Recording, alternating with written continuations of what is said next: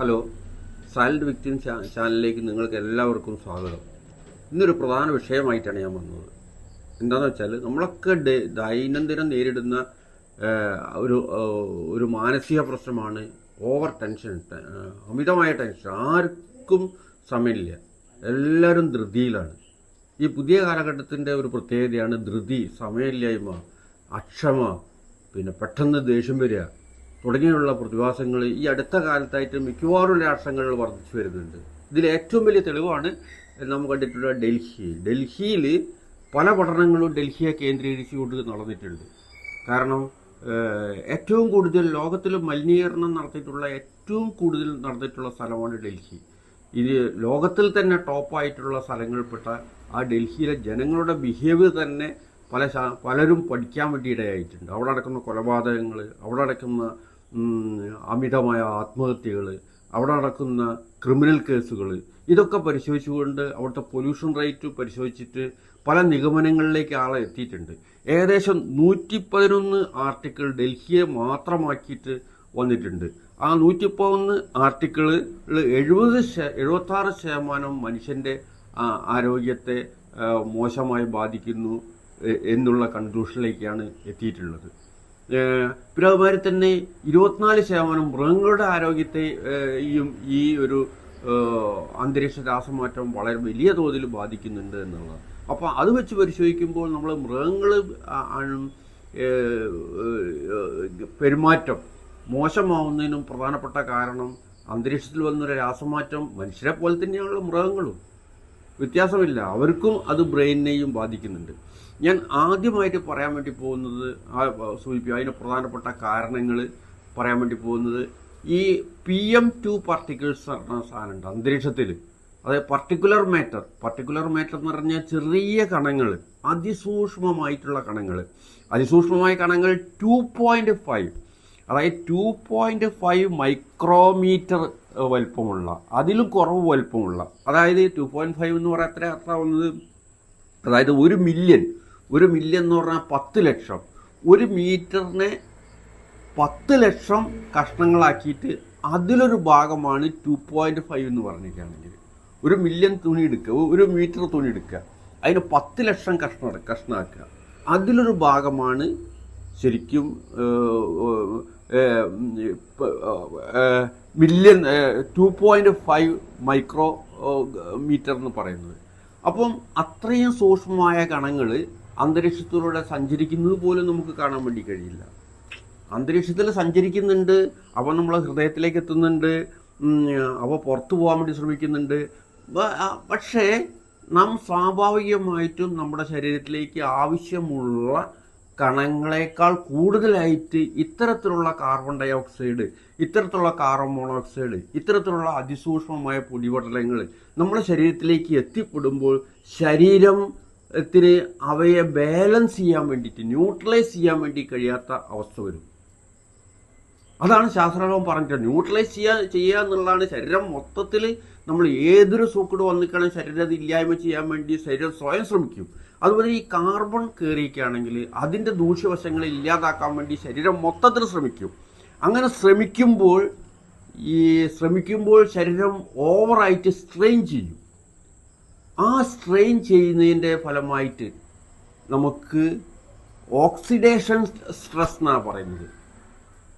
ഓക്സിജനെ സന്തുലിതമാക്കാനുള്ള, മറ്റു വാതകങ്ങളെ സന്തുലിതമാക്കാനുള്ള അവയവങ്ങളുടെ, ബുദ്ധിയുടെയും മറ്റ് ശരീരത്തിലെ അവയവങ്ങളുടെയും പ്രവർത്തനം കൊണ്ടുണ്ടായി വരുന്ന സ്ട്രെസ്, ഈ സ്ട്രെസ് ലോകത്തിലെ മിക്കവാറും രാജ്യങ്ങളിൽ, മിക്കവാറും സ്ഥലങ്ങളിൽ വർദ്ധിച്ചു വരികയാണ്.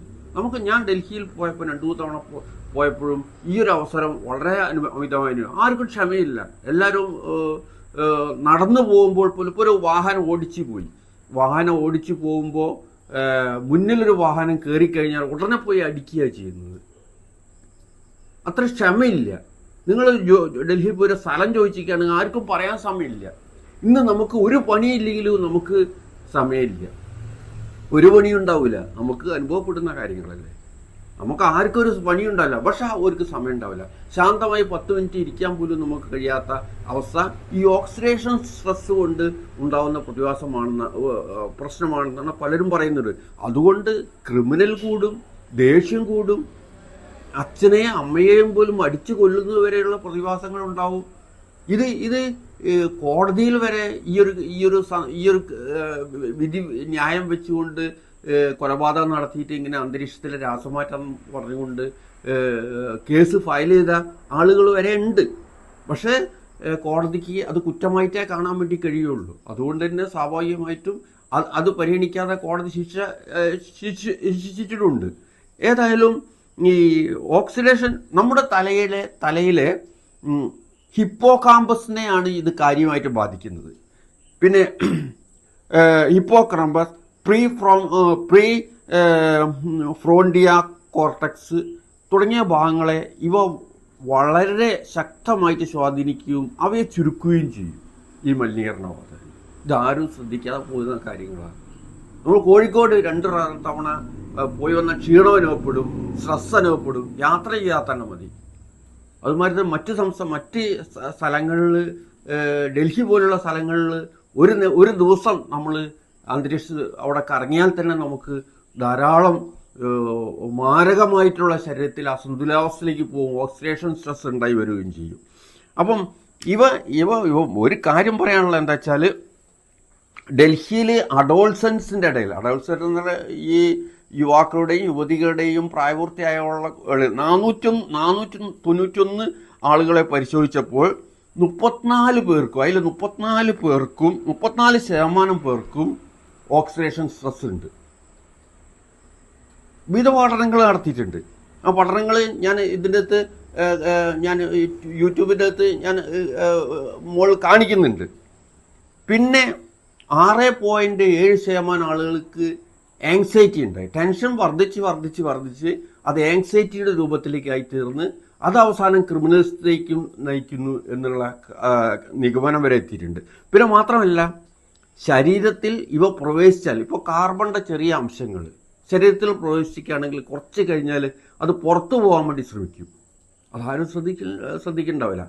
അവ ചൂട് തെറ്റി ഈ കാർബണിൻ്റെ കണങ്ങൾ വിഘടിച്ച് പുറത്തു പോകാൻ വേണ്ടി ശ്രമിക്കുമ്പോൾ സ്വാഭാവികമായിട്ടും രക്തത്തിലൂടെ അവ രക്തത്തെ സമ്മർദ്ദത്തിലാക്കുകയും അറ്റാക്ക് പോലുള്ള മാരകമായ രോഗങ്ങൾ വന്നു വരാനും സാധ്യതയുണ്ട്. അതാണ് ഡൽഹിയിൽ ഏറ്റവും കൂടുതൽ അറ്റാക്ക് നടക്കുന്ന സ്ഥലമാണ്, ഏറ്റവും കൂടുതൽ ഹൃദ്രോഗികളുള്ള സ്ഥലമാണ് ഡൽഹി. അതുമാതിരി തന്നെ ഏറ്റവും കൂടുതൽ കിഡ്നി രോഗബാധിതയുള്ള സ്ഥലങ്ങളാണ്. അപ്പം ഈ പുറത്തു പോകാൻ വേണ്ടി ശ്രമിക്കുമ്പോൾ ഈ ഇത്തരം വാതകങ്ങൾ പുറത്തുള്ള വാതകങ്ങളുമായിട്ട് സംയോജിക്കാൻ ഇടവരാത്ത സാഹചര്യത്തിൽ ബോഡി അസന്തുലിതമാവുകയും ബോഡിക്ക് ഇവ റിയാക്ട് ചെയ്യാൻ പറ്റാതാവുകയും ചെയ്യുമ്പോൾ അവയവങ്ങൾ മൊത്തം പ്രതികരിക്കാൻ തുടങ്ങുകയും ക്ഷീണം വരികയും ചെയ്യും. ഇത് പലതവണ ഗവേഷണങ്ങൾ പറഞ്ഞിട്ടുള്ള കാര്യമാണ്. അപ്പം ഇന്നത്തെ വീഡിയോയിൽ ഞാൻ സ്ട്രെസ് ചെയ്യാൻ വേണ്ടി ഉദ്ദേശിക്കുന്നത് ഇത് മാത്രമല്ല.